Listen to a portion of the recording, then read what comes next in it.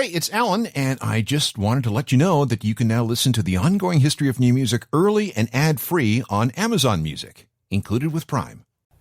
Our memories are shaky constructs. We remember things wrong or forget things altogether. But I found, and other people seem to agree with this, that if you want to start digging through your brain to recover things that have gone missing, just start talking. And the more you talk, the more that will come back. And if you have a group of people with a shared history and they start talking, it's amazing what comes flooding back. It can be cathartic, therapeutic, nostalgic, and just plain fun. Hold that thought. The longer a band exists, the more hazy the memories become. Maybe it's just age. Maybe it's because drugs and alcohol were involved. Maybe some members die, taking their stories with them. In far too many instances, we're forced to piece together a group's stories from second and third-hand accounts, friends and associates, press coverage from back in the day, and various other imperfect recollections told either in person or documented online. But hey, it's better than nothing, right? But what if you could get a band with 1 billion of these stories together in a studio and get them to talk things out? What memories and feelings will emerge then? This is exactly what I did with the Headstones. Hugh Dillon, bass player Tim White, and guitarist Trent Carr. They were all in the same place talking about, well, how they got there. This is the Headstones, in their own words, Part 2. This is the Ongoing History of New Music podcast with Alan Cross. I ain't lost in the system. I ain't back the tongue. It ain't stuck in the throat. With everything that I've done, I've been playing so now. The Headstones and Caught in a Loop from their 2019 album People Skills. Hello again, I'm Alan Cross, and I deliberately chose that song to lead off Part 2 of this In Their Own Words program because we left things off in the middle 90s when the Headstones were really, well, caught in a loop, and it was a bad one. You want dark rock and roll stories? Here we go.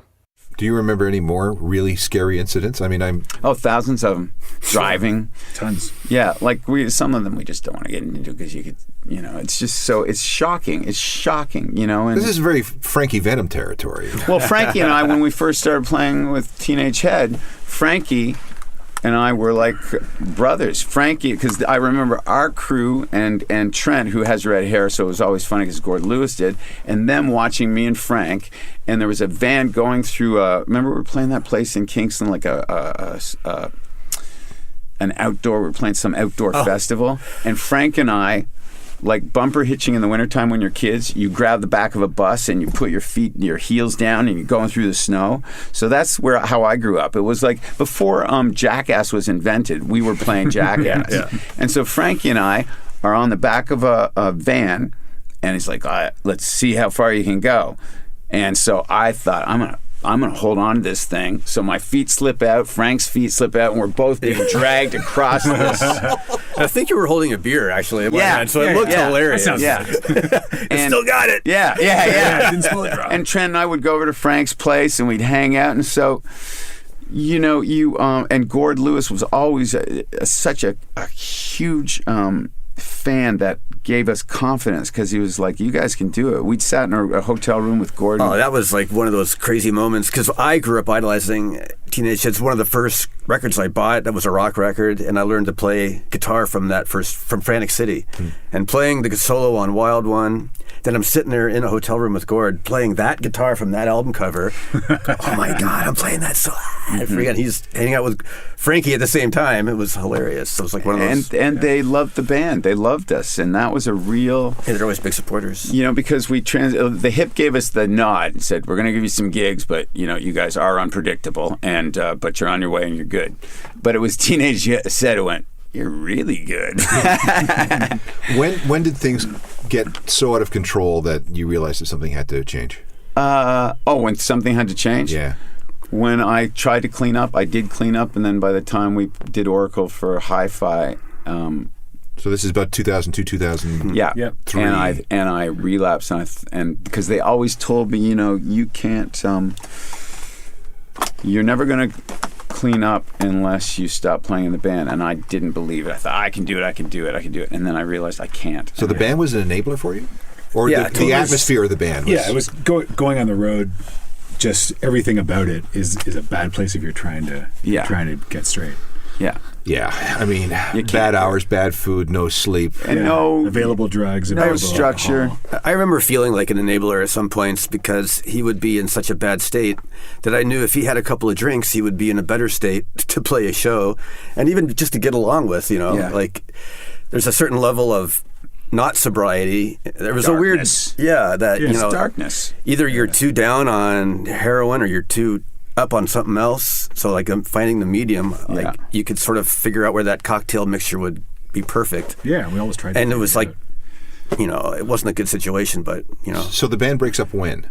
2003. 2003, and that's at your behest because... Yeah, had a meeting, and to their credit, Bernie Breen, our manager, who's an outstanding person, they just said, because I said I'm going to die, and they said it's said, true. But this was our lives. This is how we made our living. This was everything. And for us all to walk away was brutal, and it was difficult because it's easier to just keep going.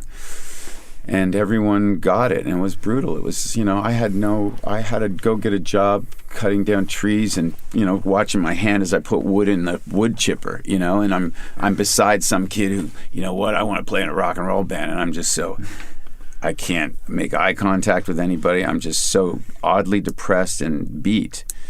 And and we all had to go through that struggle. Then you really have to find out who you are, and you either come back or you're vaguely beaten. And when we did come back, and to this day, like again with this new record, that is us at our best ever, and that's what I hoped for, and I wanted for all of us. How did you clean up? I had a lot of support. My wife, my family. My wife Midori is the prime mover in all of it, because she never, and like these guys, and this is why I go back to the people behind the scenes. There are people like Tim and Trent and my wife and Steve Carr who never gave up, and Bernie, my manager. And I had given up because I thought, I can't do it. I'm done. But Midori just said, just try this one more rehab. And I'd gone to rehabs and I'd gone to detoxes. And one day I went and I was so beaten. And, I've had, there were some people in the music business who had cleaned up and were helpful. I don't want to mention their names because I don't know if I should at this point, but they were just very helpful. But a lot of it was that, it's like the Malcolm Gladwell, 10,000 hours of rehabs. You become a pro. But you come to that point where you can't believe your own bull. And really, to answer the question, is if you have the capacity to be honest, you can change. And I didn't have that I just wasn't capable of it until everything else was taken away, the band, everything. It's like, okay, I can start from scratch, and my wife was willing to stand by me if I made an honest attempt to change. And it was that love and support that made me think I can do this and got me going. I don't really love the whole talk about being so bloated and but I just don't, because I just think I didn't articulate it. How the pain is what makes you that crazy. It's like Elvis or Jim Morrison. It was, my next step was not living. And so I can't articulate that. So I find sometimes when you used to be like that, it was so horrific. But on top of that, the part that I forgot, just to give you a little detail, was not only was I felt like that and looked like that and had to deal with that, but when we started the hope and dreams and the beauty of Nirvana in this rock thing and into the 90s, and then we had Smile and Wave, and it was about the songs, and this was and then all of a sudden we're f***ing struggling and we can't find the gear, and I'm f***ed up, and the f***ing Spice Girls and the Backstreet Boys and all this great music f***ing fades into the background, and all of it's on TV, and I'm like Elvis. I'm trying to go to rehabs. I'm eating ice cream. I weigh 250 pounds, and I'm watching the Backstreet Boys, and it's like, what f***ing happened? And I have no control because I'm so out of control. My world is hell. It's like I feel terrible. I look terrible. The TV is f***ing music is bull. Right. Kurt Cobain's dead, and all the bands I like, they're sucking, and this is the future of rock and roll. And I'm like, fuck. And so that anger and angst was always there, and we could outlive them and then come back and kill them. It's a long plan. That's what happened. Here's a track from the Oracle of Hi-Fi. This is Reframed Every Single Failure.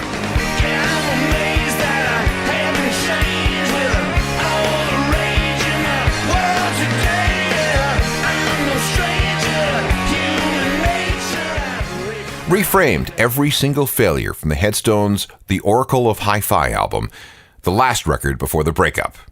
The band might have been done, but the stories kept coming. More in a sec. This is part 2 of an In Their Own Words interview with the Headstones. Now, to recap, we're in about 2003. The band is, and there's no other word for it, in shambles, and Hugh Dillon is in rough shape. If things weren't going to change, someone was going to die. Here's what happened. So the band disappears from sight. Yeah. The next time I see you, you've lost your hair. Yeah. You've lost a ton of weight. Yeah. And all of a sudden you're on television acting. Well, I can tell you the ton of weight was, we've skipped over a big thing, that trying to get clean and sober. I tried everything. So I tried drugs. And so I'd gone to a clinic where they cut a hole in your arm. They put in a drug called naltrexone so you can no longer shoot heroin. And so you're doing that, and you're taking antabuse so you can't drink. And so it makes you bloated, and then you're eating on top of it because there's nothing left. So I'd eat ice cream and sugar, and then people would look at me like the message I was getting was, you looked a lot better when you were shooting heroin. So it was a real humbling experience because I had gotten used to being judged for those things, and then just so crazily unhealthy that when I did stop everything, and what the trick was for me is to get rid of all of the drugs, including the medical drugs that the doctors prescribe. And that was a key, because once I got rid of that, and the rest of it's once I understood how to stay away and exercise and start to enjoy my life. So I had a thing called anhedonia, which means you can't experience joy. So take away, no drugs, you're just eating. I was either going to die, or my parents were. I'm Irish. I'm 100% Irish. My family came from farmer stock, so I for whatever reason I had something in my genes that survived, and so with this inability to feel joy, with all this other medical drugs that they're sewing into my skin under the, and taking these other things the point there is with no therapy. So they're just saying, here, take all this stuff, everything's going to be great. But I still had no real owner's manual, because the only thing I understood was I liked smoking cigarettes. The bare minimum is smoking cigarettes and drinking beer. So tackling the symptoms, but not getting to the root cause. Bingo. And then I had some great therapists. Like in high school, I had a bunch of teachers, but I had 2 or 3 who were champions. And in my world, and Tim and Trent to me are champions, you find people who can see past your bullshit and talk honestly. And if you have that in any degree, from a teacher to a friend to your soulmate. And I got lucky because after 2 or 3 therapists, I found a couple who were spectacular. I mean, there was one, I'd gone to one rehab that this guy was great. He was just great. I thought he was a little odd, but he knew my number. He was going, dude, you need to stay for an extra 2 weeks. And I was thinking, you're a son of a bitch. If I could. He turned out to be great because those 2 weeks got me where I realized I can't fake it. I got to stay here. I got to be honest. The funny thing is this guy was arrested in the parking lot of the rehab for robbing banks. The cops, the SWAT guy, So you don't know where your angels are going to come from. Your therapist is a convicted bank robber. Yeah. But you don't know where they're going to come from. He was somebody who helped me. And then I had some great people. And then I had addiction recovery counseling, a dude named Hamish White up on Yonge Street who just had been through the ringer himself, who knew my number, and he was just he was like non-judgmental. He was going, cool, you can do whatever you want. It's your choice. But he'd kind of look at what you've done, and look at where you've been, and look at where you are now, and look at what you could do.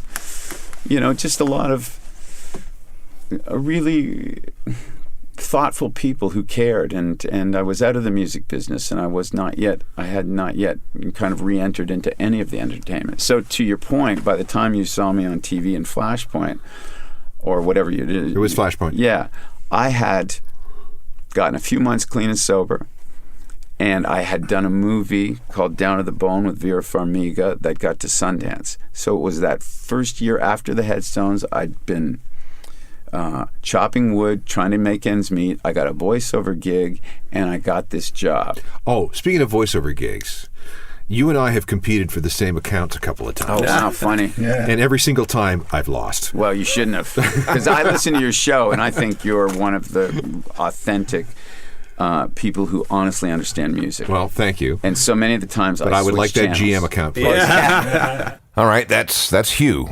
What about Tim and Trent? So you go through a period where you clean up, you get into acting. What are you guys doing? We were just living our lives. I was bartending for a while and doing... You always have been an artist. He's always painted. He's shy, so he doesn't say anything. And Tim's been in the recording business since I didn't right away. Right away, I didn't know what I was going to do, and so I tried I have a bunch of stories about going for job interviews of things I'm not qualified for, and then getting the job and then quitting after a day. Mm-hmm. Just like same thing when I was in high school. Is the whole reason I became a musician was to avoid this. Yes. And then when I couldn't be a musician as it turned out in the Headstones, I'm like, oh no, I got to go back. It's over. But luckily I got into writing music for film and TV and you got a song right now, or a whole thing on Netflix right now. Yeah. I scored a film called Giants of Africa, which is out on Netflix now, which is cool. And I kind of made it work in that world a little bit. And then just kind of kept doing that part of it. Always kept my toe in being a musician, but never tried to play in a band after that. Was never really interested in it. No. You played in some band Yeah, but I wasn't interested. Yeah. Total disinterest. Yes. Because there's a thing, because I went to Berkeley, I went to school with all these musicians and want to be professional musicians and stuff like that, and I still know some of them, but being in a band that writes its own music and does its own albums and goes out and does that, once you've done that, you can't, it's very hard to go back to being like a working musician that just playing someone else's music. Yeah. Let's pull out another song from the Headstones catalog. This is from Nichols for Your Nightmares. It's Blonde and Blue. Pulling off my wings, blonde and blue. Troubled and misused. Living without you. To his everlasting credit, Hugh Dillon did clean up. He did get clean and sober. But more than that, he leapt into a very successful acting career, starting with one of the greatest rock and roll movies of all time, Hardcore Logo. Call it a Canadian version of Spinal Tap if you want, but that's selling it short. It tells the story of a once famous punk band called Hardcore Logo, fronted by Joe Dick. That's Hugh's role. It also featured a guitarist named Billy Talent, and yes, that's where the name came from. The rest of the band included a schizophrenic bass player and a drummer named Pipe Fitter. The film follows their reunion and the dark things that happen.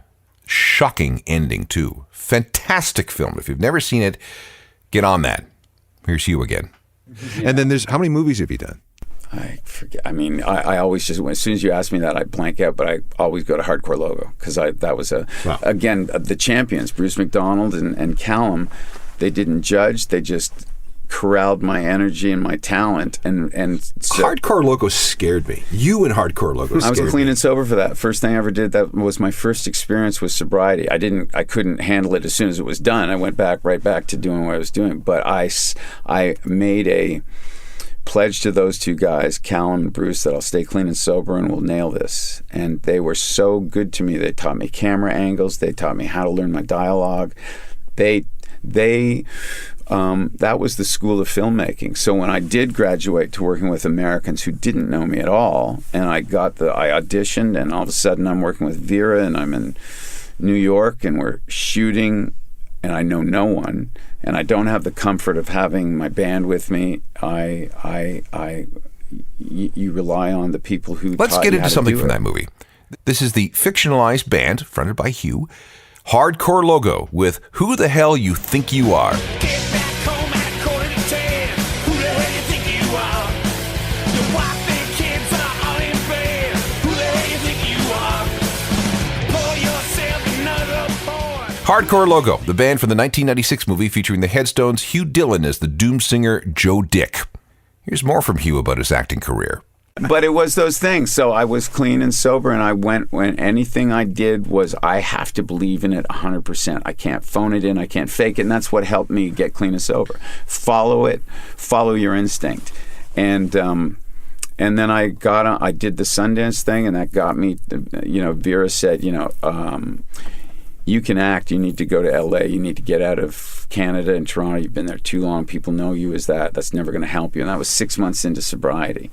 And so I moved. That's a pretty scary proposition. It was, but how it worked for me was I was scared, and I had to learn the streets of Los Angeles. I had to learn all of these things, but it got me out of my head thinking about heroin, rock and roll, heroin, Trent's a dick.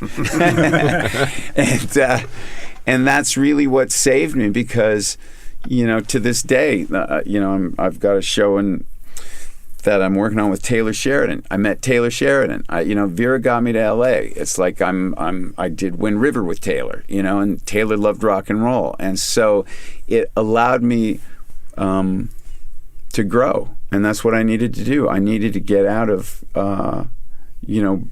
hanging around the same old streets. So you've been in Flashpoint. How many years did that last? 5 years. 5 years. Then syndication, maybe. Yeah, so that was like winning and that worldwide. So no kidding. Again, I'm in Singapore, and I'm flipping through the channels, and there's the Property Brothers. Oh, there's that other guy from some real estate show. Oh, there's Hugh in Flashpoint. Yeah. I'd get calls from Cord Downey when they'd be flying. Goes, I saw you on the plane. It was a great show. So things start to look up, at least for Hugh. Lots of acting gigs. Dance Me Outside, the Trailer Park Boys movie, Assault on Precinct 13, TV shows like Durham County, Degrassi, The Next Generation, Continuum, the reboot of Twin Peaks, The Expanse, and of course, Flashpoint. And that's just a partial list. So, would the Headstones ever live again? Well, they would, but in order for that to happen, someone would have to die. That part of the story is next. This is the second half of an In Their Own Words sit-down with the Headstones. The band has been back together for a while now, but the reason that happened in the first place was very sad. One of their friends had to die. Let's, in a very concise way, explain the circumstances of the reunion. The reunion was this. I had, everyone knew Randy Kwan. Randy was in my typing class. Yeah, Randy let me stay at his house for free for 3 months when I didn't have any money and had nowhere to go. First bass player, pushed me to be the Sid Vicious to his Malcolm McLaren. Yeah. Funny, a genius in many ways. Yeah, super generous. Yeah, super generous. And then we'd lost touch. I'd cleaned up. He'd moved to Vancouver, and he called me one day. I was on set in Flashpoint. I think, what's he want? And he calls up and said, I've got cancer and I have a 2-year-old kid. Can we talk? And then I flew to Vancouver to see him. And he had old pictures of the band, and he wasn't.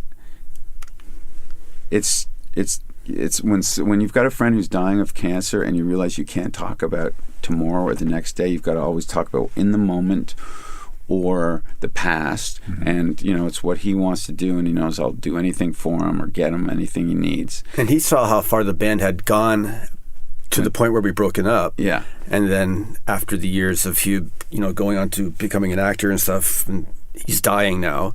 So he's like, you should appreciate that thing that, we all created. Yeah. And maybe you should try and get back with those guys and do it again. Well, basically, you're stupid if you don't. Appreciate this amazing thing you've created. Talk about a moment of clarity. It was a moment of clarity. Right. And it was And it was a way for me to call these guys and not talk about who's to blame or fault or anything. It was about Randy, and which made all of our egos go away. And yeah, and we hadn't really been in touch. I don't think I talked to you for like 4 or 5 years. Yeah. Tim and I kept in touch because we were friends before the band. We were friends before the band too. Losers. Yeah. You're stupid losers. We're having lots of fun. Yeah, it was like the best time of our lives. Yeah. Remember that? Yeah. But we were at dinner like the summer before we got together, and it came up. We were like losers at the we're restaurant. going, Losers. can you believe how much we are such losers? No, there's Hughes saying, sucks. You're saying, do you think the band will ever get back together? And I don't think it'll get back together. Yeah, no, we're I don't like, think no it's way. It's not going to happen. I go, unless Hugh calls every single one of us to get back together. Right. And then 2 months later, And that's what I did. Yeah, and I remember I'd called you the New Year's Day before that, and because I knew you were around and I knew you were clean and sober, and I just finished the book A Million Little Pieces, and I was talking about you to my wife Tina, and she goes, "You should call him." I'm like, "Oh, I haven't talked to you for years. I mean, I don't know." She goes, "Just call him up." So I called you, and we had a good conversation. We always have had great conversations. Yeah. I talked to you with Durham County before Flashpoint. We always have. Yeah. And also, really, when I first quit and I said, I'm going to die, Tim was the first one who went, yeah, I can't have that on my... Because there was a conversation about, and it's my own fault, where, I got to quit, I'm going to die, but maybe I could do it one more tour. Yeah, that's right. And Tim was saying, no, I couldn't have you die on that tour, and I couldn't have that on my conscience. So he it was too had much. a lot of empathy. Oh yeah. Well, I mean, I don't know. Like, You are a selfish little pig. Like we had a dark little moment. I don't know, there's like that time you were shooting up all the time, and there was kind of like a weird balance. You get used to it. There's kind of a weird balance when someone's on heroin. They're not crazy. Yeah. You have to remember that it was crazy and loud all the time before that, and then suddenly it was quiet. So Trent and I were going, this heroin thing seems okay. This is all right. Hey, he's not breaking shit. He's not. So I find him in the hotel. We had to go to sound check, and I find him in the room, and he's shooting up, and he's like not doing it right.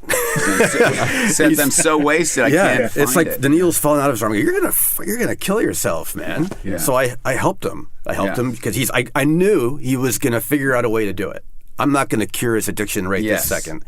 So I helped him shoot up. I Safely. plunged it into his thing and did the whole thing. And I remember that being like a weird moment of like, that just felt really wrong. It's really wrong, but that could have easily saved me, because that's when you OD, because you can't figure it out and you're just trying to put as much in there to quell the sickness. Mm-hmm.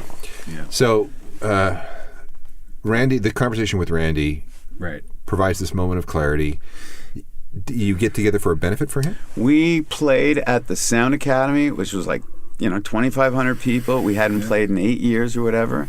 Yeah. Did a benefit, made some money for his son Hunter, and Randy was it was just the greatest thing for all of us to be able to give something back to this dude who gave so much to us. And also, to see those last emails from him to me were just,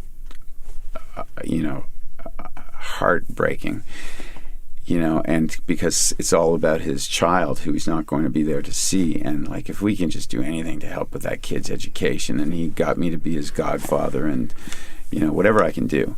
And so that gig became, it went off. And out of that, because we spend time together, we write songs. So all those rehearsals, we came with Been This Way for Years, which we're going, this is a great song. And, I had to ask my wife, is it all right if I swear this much in this song?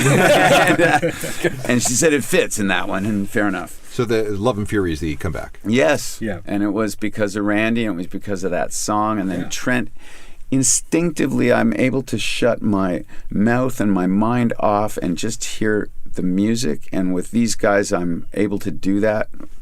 And I heard his guitar playing for Neverland. And I went, what's that? That's a song. Let's write that. And then I heard this thing. We were in the studio, and I heard this thing that's now called Far Away From Here. And I was just drawn to it. I had the lyric and I was just on it. And also, I think that's what got Tim and Trent to be able to trust me in my drive and my direction, because they're going, it didn't take 3 years. I got it in like 20 minutes. Let's hear that song, Far Away From Here. This is from that reunion record, 2013's Love and Fury. It's far away from here. I finally dare do anything.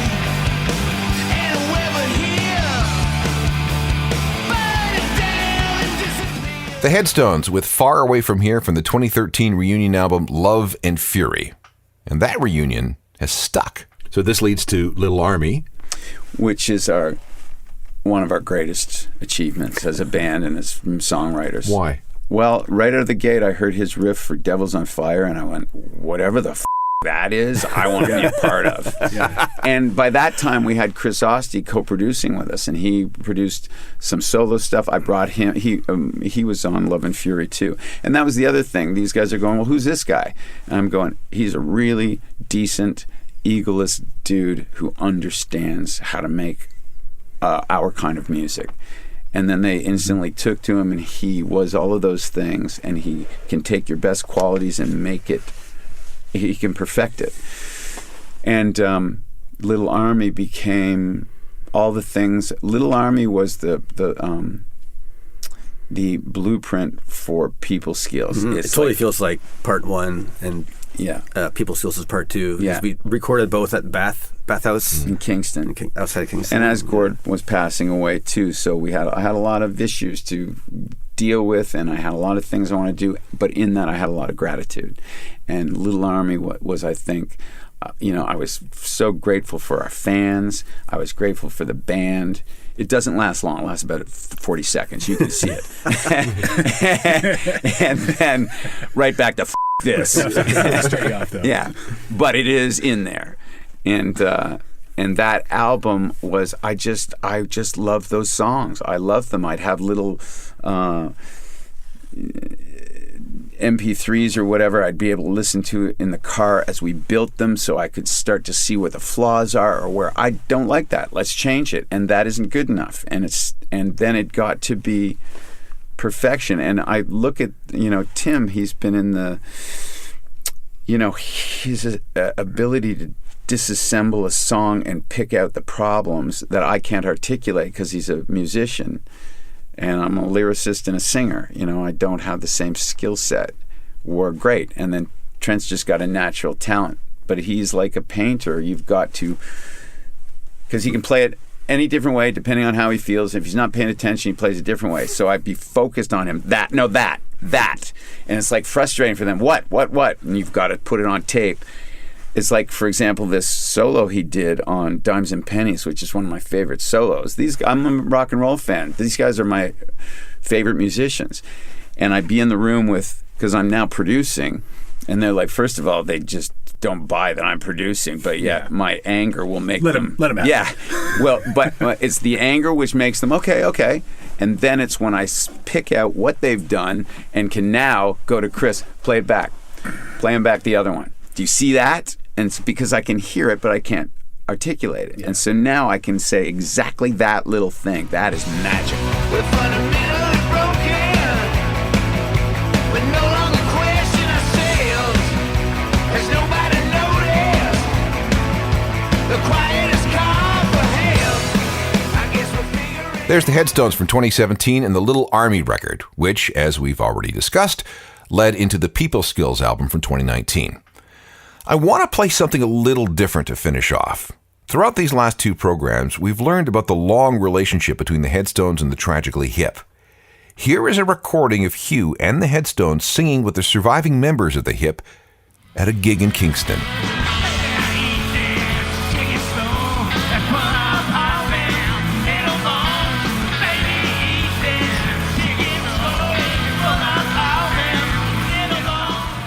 The Headstones and the Hip. Pretty cool, no? From all the subsequent conversations I've had with the Headstones, we have not seen the last of them. They plan to be around for a long time yet, touring and recording. And at some point, somebody's going to have to write a book. There are just so many other stories that haven't been told. Podcasts of this program and hundreds of others are available through Apple Podcasts, Spotify, and everywhere else that offers on-demand audio. They're all free and waiting for you to binge away. My website is always available for you. It's ajournalofmusicalthings.com. It's updated every day. There's the daily newsletter that goes with it so you can keep up to date. I'm also on Twitter, Facebook, and Instagram. And if you ever have any ideas for this program, drop me a line through alan@alancross.ca and we can talk about it. Thanks to the Headstones for making this program possible. Thanks to Adam with help with the interview. And all other technical production is the domain of Rob Johnston. We'll talk to you next time. I'm Alan Cross. You've been listening to the Ongoing History of New Music podcast with Alan Cross. Subscribe to the podcast through iTunes, Google Play, Stitcher, Spotify, and everywhere you find your favorite podcasts.